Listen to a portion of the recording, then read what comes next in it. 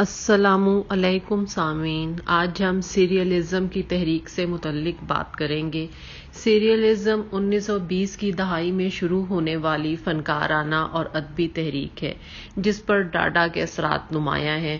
دو عالمی جنگوں کے درمیان جب فرد شدید ذہنی انتشار کا شکار ہو گیا تو یورپی معاشروں سے سیریلسٹ تحریک کا آغاز ہوا۔ سیریلسٹ تحریک سیگمنڈ فرائڈ کے نفسی نظریات کے سبب پروان چڑھی، حالانکہ اصل میں اس کا ماخذ ہیگل کے فلسفیانہ نظریات میں بہت پہلے سامنے آ گیا تھا۔ سیریلزم کے معنی ہے حقیقت سے ماورا ایک اور حقیقت۔ اس کے علاوہ اظہاری اور فنکارانہ طور پر یہ تحریک تحت الشعور میں ڈوب کر فن کو تخلیق کرنے کا دوسرا نام ہے، جو ڈاڈائزم کا فکری اور فنکارانہ رد عمل بھی تھا، مگر اس میں سیریلزم کی خاص مماثلت بھی ہے۔ اس تحریک کے بانی اینڈرے رابرٹ بریٹن ہیں، جو کہ فرانسیسی شاعر اور لکھاری تھے، جس کو وہ خالص نفسی خودکاریت کہتے تھے۔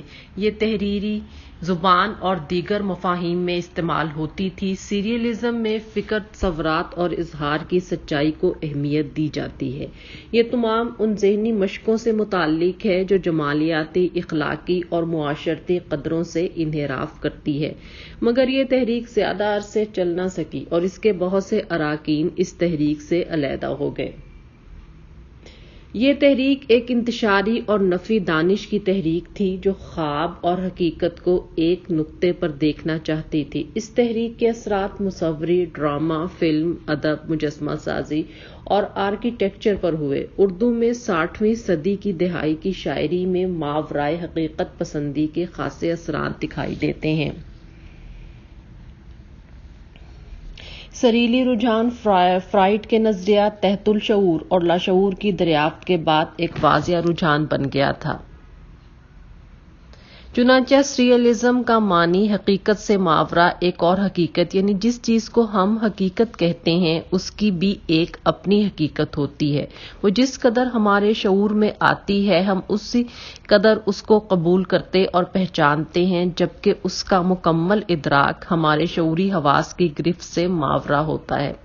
وجہ یہ ہے کہ حقیقت اصل میں لامحدودیت کے محیط میں ہوتی ہے، جبکہ ہمارے حواس اور شعور کی گرفت محدود ہوتی ہے۔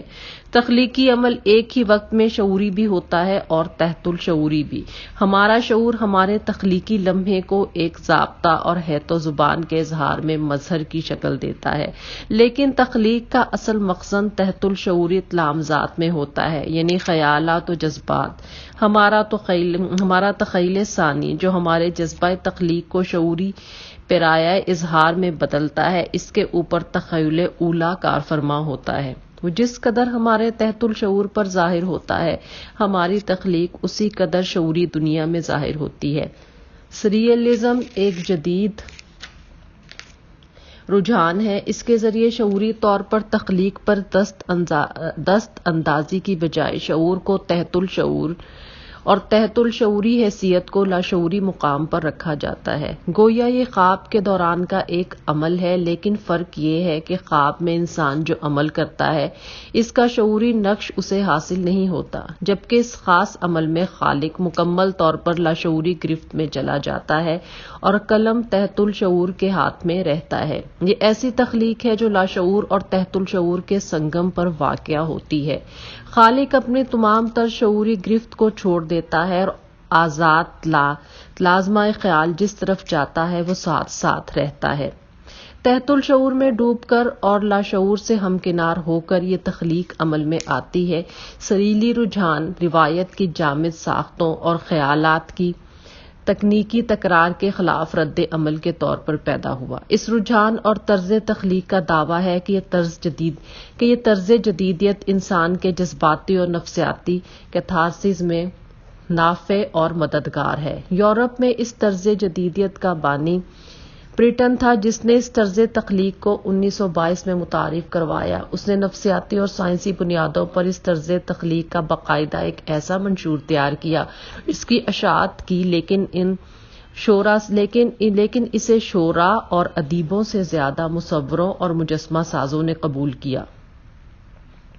پاکستانی مصور صادقین کی مصوری سریلی رجحان کے بہت سے خد و خال رکھتی ہے، بلکہ اس کو ایک قدم اور ارتقاء عطا کر کے شعور، تحت الشعور اور لاشعور تینوں سطح ابھارتی ہے، لیکن تصویروں کی اصل روح تحت لاشعوری ہی میں رہتی ہے۔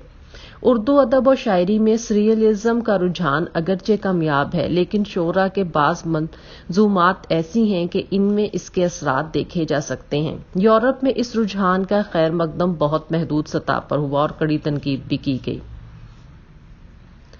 لیکن ہربرٹ ریڈ کی تنقید متوازن کہی جا سکتی ہے۔ اس کے نزدیک یہ رجحان مشاہدے کی بجائے وجدان اور تجزیے کی بجائے تمثال کی طرف ہوتا ہے۔ اس کا ارتقائی پہلو بعد میں واضح ہو گیا اور اسے خواب اور حقیقت کے ساتھ اظہار کا نام مل گیا۔ سریلزم کا جدید رجحان حیرت کی فراوانی کو جوش دیتا ہے اور فردیت کو گہرے سمندر سے تعبیر کرتا ہے۔ مارکسی تنقید نے جو معروضی تناظر رکھتی ہے، سریلزم کی شدید مخالفت کی ہے۔ جب ہم اردو شاعری کی طرف دیکھتے ہیں تو اگرچہ اس کی پہچان ایک نظام تخلیق کے طور پر جدید شعراء کو حاصل ہوئی، لیکن اس کی چند مثالیں خواجہ آتش اور مرزا غالب کی شاعری میں بھی دیکھی جا سکتی ہیں۔ شاعری جب گہرائی اور عرفان حقیقت کے تلامذات حاصل کرتی ہے تو اس میں تعین نقش کے وہ تمام دائرے شامل ہو جاتے ہیں جو اسے اس کے اصل محیط سے آشنا رکھتے ہیں اور اس میں غیب بینی اور لاشعوری وسعت کے نقش ابھارتے ہیں۔ جدید آزاد نظموں کو بھی اس روایت میں شامل کیا جا سکتا ہے، لیکن حقیقت یہ ہے کہ اگر شاعری کا تجربہ درست اور کامیاب ہو تو اس میں داخلی مصوری اور نقاشی جیسا جوہر جھلکتا ہے۔ جدید غزل گو شعراء میں سے بھی کچھ شعراء کے اشعار سے مثال دی جا سکتی ہے جن میں اس رجحان کی نمائندگی ہوتی ہے، لیکن یہ شاعروں کا شعوری عمل نہیں ہے۔ وہ جان بوجھ کر سریلزم کو مضبوط بنانے کے لیے ایسے اشعار نہیں کہتے۔ شاعری بذات خود ایک تحت الشعوری عمل کا حصہ ہے۔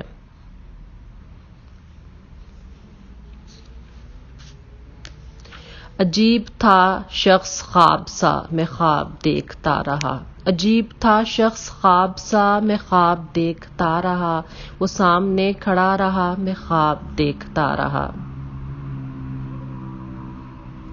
میری نگاہ سے چھپ کر کہاں رہے گا کوئی، میری نگاہ سے چھپ کر کہاں رہے گا کوئی، کہ اب تو سنگ بھی شیشہ دکھائی دیتا ہے۔ رکوں تو منزلیں ہی منزلیں ہیں، رکوں تو منزلیں ہی منزلیں ہیں، چلوں تو راستہ کوئی نہیں ہے۔ اس طرح اردو شاعروں کی نظموں، خاص طور پر آزاد نظموں کے بعض ٹکڑے سریلزم قرار دیے جا سکتے ہیں۔ بعض تو مکمل نظمیں بھی اس کی کامیاب مثال ہیں۔ اگرچہ اردو کی جدید آزاد شاعری کا ایک بہت بڑا حصہ ایسا ہے جو سریلزم کے تحت آتا ہے، لیکن یہاں کامیاب تجربہ بھی دیکھنا لازم ہے۔ میرا جی اور مجید امجد کی نظموں میں اس کی مثالیں مل جاتی ہیں۔ مجید امجد کا کمال یہ ہے کہ وہ معروض اور موضوع کو ایک کرنے کا خوب ہنر جانتے ہیں۔ میرا جی کی نظم سمندر کا بلاوا دیکھیے۔ یہ سرگوشیاں کہہ رہی ہیں اب آؤ، یہ سرگوشیاں کہہ رہی ہیں اب آؤ، کہ برسوں سے تم کو بلاتے بلاتے میرے دل پہ گہری تھکن چھا رہی ہے۔ کبھی ایک پل کو کبھی ایک عرصہ صدائیں سنی ہیں، مگر یہ انوکھی ندا آ رہی ہے۔ بلاتے بلاتے تو کوئی نہ اب تک تھکا ہے، نہ آئندہ شاید تھکے گا۔ میرے بچے، مجھے تم سے کتنی محبت ہے۔ دیکھو اگر یوں کیا تو برا مجھ سے بڑھ کر نہ کوئی بھی ہوگا۔ خدایا خدایا، کبھی ایک سسکی، کبھی ایک تبسم، کبھی صرف تیوری، مگر یہ صدائیں تو آتی رہیں گی۔ انہی سے حیات دو روزہ ابد سے ملی ہے۔ اگرچہ سریل ابلاغ اور تجرید کی سرحدیں بعض جگہ پر مل جاتی ہیں، مگر جو شے ان دونوں کو الگ کرتی ہے وہ یہ ہے کہ سریلی رجحان کی واضح جہت موڈ میں ہوتی ہے، فکر میں نہیں ہوتی، کیونکہ فکر اپنے خطوط میں ایک شعوری ربط کا تقاضا کرتی ہے، جبکہ تحت الشعور لہر میں جذبہ اور کیفیت کا ربط مقصود ہے، نہ کہ فکری لازمات، اشیاء کے ذکر اور معاملات کا۔ اس طرح تجدید کا ہدف اضافتوں کو علیحدہ کرنے اور موضوع کے خالص پن کو اجاگر کرنے سے پیدا ہوتا ہے۔ سریلزم کی شاعری اور مصوری اور مجسمہ سازی اپنا رنگ دکھاتی ہے، تجربے سے نادیدہ جذبات کے ایسے اسلوب اور دلائل بھی لاتی ہے جو لمحہ احساس کی صاف ترین تصویر لے آتے ہیں۔ اعتراض کرنے والے ان تصویروں اور خیالات کو برہنگی بھی کہتے ہیں، لیکن جب جسم ہی واضح نہ ہو تو لباس کا کیا معنی؟ یہی سریلزم کی منطق ہے۔ جسم ایک معروضی شے ہے، جذبات اور خیالات اور احساسات کی سرحد سے کچھ دور آگے اسباب جو خیالات اور جذبات کے ہیجان کی شکل بناتے ہیں، اگر ان کی عکس بندی کی جائے تو خاطر خواہ نتیجہ نکلے گا۔ البتہ اس میں بھی کوئی شک نہیں ہے کہ کامیاب تجربہ اپنی قدر و قیمت میں ناکام تجربے کے مقابلے میں زیادہ اہمیت رکھتا ہے۔ یہ اسلوب تحت الشعوری نثر میں زیادہ نہیں نپتا اور نثر نگاروں نے اس کی طرف کم توجہ کی ہے۔ البتہ ایک کامیاب تجربہ رفیق احمد باجوہ کی کتاب روشن سائے ہے، جو ایک پیراگراف میں لکھی گئی ہے اور شاید سریلزم کے تحت یہ اردو زبان کی واحد قابل ذکر اور کامیاب کتاب ہے۔